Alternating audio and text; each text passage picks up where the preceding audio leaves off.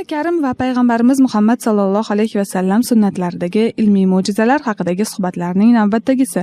Mavzu osmondagi ba'zi bir jismlar, falakiyot ilmiga oid haqiqatlarning Qur'onda zikr qilinishi va uni hozirgi kunning ulamolaridan biri qanday tan olganligi haqidadir.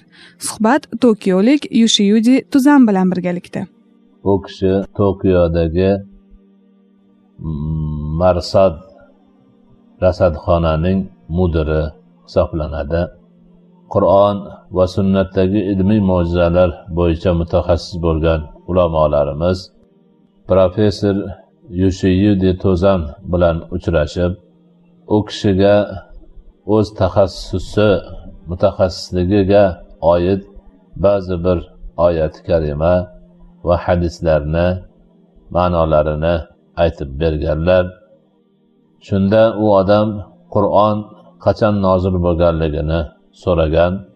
Ulamolarimiz bu Qur'on 1400 yil oldin nozil bo'lgan kitob ekanligini aytib bergan. Ana o'sha oyatlar haqida ba'zi bir savollar ham berganlar. Bu suhbatlardan so'ng professor Yoshiyuji Tuzan juda hayratga tushgan, ajablangan va bu Qur'on borliqni oliy bir maqomdan, yuqori nuqtadan turib vasf qilar ekan. Bu har bir narsa, koinotdagi har bir narsa uning oldida ochiq turgan ekan. Bu Qur'onni aytgan zot kavndagi har bir narsani ko'rib turadigan zot ekan. Unga hech bir narsa maxfiy bo'la olmaydigan zot ekan degan fikrni aytgan. Shunda ulamolarimiz osmon qancha vaqt demak bir xil holatda turgan, ya'niki osmonni paydo bo'lishi va undagi jismlarning paydo bo'lishi haqida nima deysiz degan ma'noni aytganlar. Shunda professor aytganki, ulamolar dalil va hujjat bilan isbot qilishganki, biz ko'rib turgan osmondagi yulduzlar, osmondagi hamma narsalar tutundan paydo bo'lgandir. Borliqni asli tutundir degan fikrni aytgan. Mana ulamolar buni hozir yuqori taraqqiy etgan texnologiyani ishga solib suratini olishga ham muvaffaq bo'ldilar deb suratni ko'rsatgan. Bu suratda osmon xuddi tutunga o'xshab turgan ekan. Uning atrofida esa qizil chiziqlar ham bor ekan.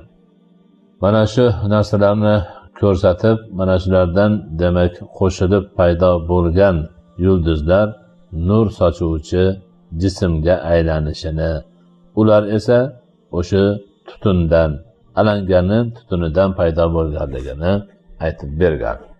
Shunda musulmon ulamolar professorga Fussilat oyatini o'qib berganlar.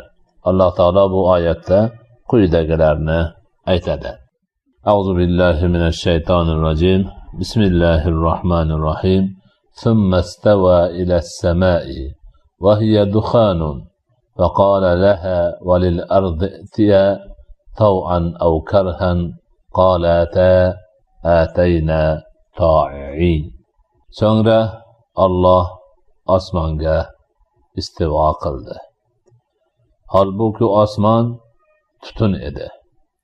Bas u zot unga va yerga itoat qilgan yoki majbur bo'lgan holingizda kelingiz dedi. Ikkovlari biz itoat qilgan holda keldik dedilar. Mana shu yerda demak osmon tutundan iborat bo'lganligini Qur'oni Karim ochiq, oydin bayon qilib bermoqda. Ba'zi bir ulamolar shu tutun to'g'risida so'z yuritgan ekanlar. Uni tutun deb emas, tuman deb aytishar ekanlar.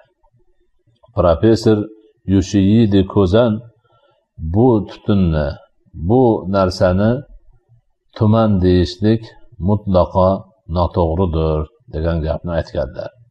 Chunki tuman sovuq narsa, tutun esa issiq narsa, haroratdan chiqadigan narsa. O'sha tutun turli gazlardan bir paydo bo'lgan, demak, jismlarni yig'indisidan iboratdir deyilgan ekan. Ana bu issiq narsa bo'ladi. Issiq narsani tuman deyilmaydi, balki tutun deyiladi. Qur'oni Karim ham tutun deb, duxon deb atashi ulkan bir mo'jiza bo'lgan ekan. Chunki buni Alloh taolo o'zi aytgan. Xo'p, undan keyin ulamolar professordan so'rashib, mana o'zingiz ko'rib turibsiz. Ilm taraqqiy etib, kaunni, borliqni ko'pgina sirlarini kashf qildi. Endi o'sha kashfiyotlarni, ilm yetgan natijalarini, hammasini, sir asrorlarini o'rganib chiqadigan bo'lsak, ulardan ko'plari yo Qur'onda, yo sunnatda zikr qilingan ekan. Endi siz nima deysiz? Mana shu Qur'on Muhammad alayhissalomga bir odam tomonidan berilgan narsami yoki boshqa bir narsami degan savol berilgan. U odam aytadiki, bizdan oldingi astronom olimlar ham, asr olimlar ham osmondagi narsalarni o'rganganda ma'lum bir parchani, ma'lum bir bo'lakni hamagina o'rganishar edi.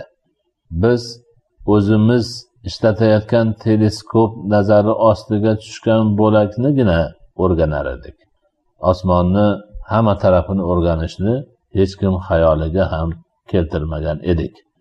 Ammo men Qur'onni qiroat qilib o'qiganimdan keyin ko'p savollarga javob topdim.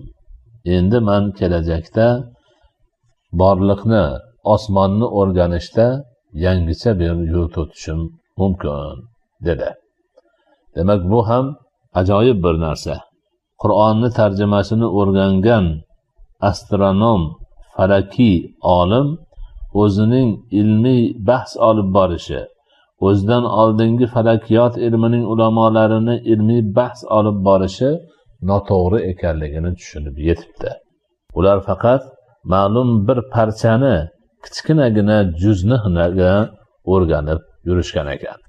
Ana endi bu professor Qur'onni o'rganib o'zi aytayaptiki, men endi osmonni, borliqni o'rganishda yangi bir yo'lni, yangi bir uslubni o'rgandim.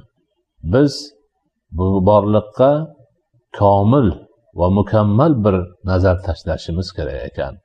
Uni torgina bir burchagini, chegaralangan bir bo'lagini o'rganib yurmasligimiz kerak ekan. Men Qur'ondan o'rgangan yo'limni ishga tatbiq qilaman va buni men o'zimni Allohning kitobidan foyda olgan kishi sifatida baxtiyor hisoblayman degan ma'noni aytgan ekan. Albatta bu narsalarni o'zi katta bir falakiyot ilmini olimini tarafidan tan olinishi, olimlar o'zlarini ojizligi tufayli osmonni bir nuqtasini, bir necha nuqtasini o'rganib, butunlaycha komil bir tarzda o'rganmay yurganliklari noto'g'ri ekanligini e'tirof qilish ham juda katta bir gap bo'ladi. Mana shu ma'noda demak, yulduz va osmondagi boshqa sayyoralar, boshqa holatlarni o'rganishda Qur'oni Karim juda katta avvalgi musulmon ulamolariga ilhom manbasi bo'lgan desak ham bo'ladi. Katta bir turtki bo'lgan desak ham bo'ladi. Shuning uchun Qur'on oyatlaridan ruhlangan mo'min musulmonlar falakiyat ilmi bo'yicha yulduzlarni o'rganish, osmondagi sayyoralarni o'rganish va shunga o'xshagan ko'pgina narsalarda butun dunyoga ustoz bo'lganlar. Bularni nomlari ham mashhur. yulduzlar jadvalini tuzganlar ham musulmonlar, ko'pgina sayyoralarni kashf qilganlar ham musulmonlar, hammalari yana bir bor ta'kidlab aytib o'tishimiz kerakki, ana shu Qur'oni Karimni oyatlaridan ruhlangan holda bu narsalarga erishganlar, o'qib o'rganganlar, ilmiy kashfiyotlarni qilganlar. Darhaqiqat Alloh subhanahu va taoloning kitobida kelgan oyatlar bugungi kunni ko'zga ko'ringan falakiyot ilmini odamlarini e'tirofiga binoan Muhammad sallallohu alayhi va sallamning haqiqiy payg'ambar ekanliklariga katta bir dalildir. Kitob Qur'oni Karimni esa doimiy yangilanib turuvchi boqiy mo'jiza o'larak Alloh subhanahu va taoloni kitobi ekanligiga yana bir bor guvohlik beradi. Alloh subhanahu va taolo Niso surasida aytib qo'yganki, lakinilloha yashhadu bima anzala ilayka anzalahu bi'ilmihi. Lekin Alloh guvohlik beradi senga nozil qilgan narsasi ila. Uni senga ilmi ila nozil qildi. Demak, Qur'onni Karimni nozil bo'lishi Allohning ilmi ila bo'lgan va bu haqiqiy ilmiy narsa, ilmiy mo'jizadir. Ilm rivojlangan sari uning mo'jizalari yana ham kengayib, ochilib boraveradi. Alloh taolo Naml surasida marhamat qilib aytadiki: "Va qulil hamdulillahi sayurikum ayatihi fata'rifunaha." Va sen alhamdulillah deb aytgin.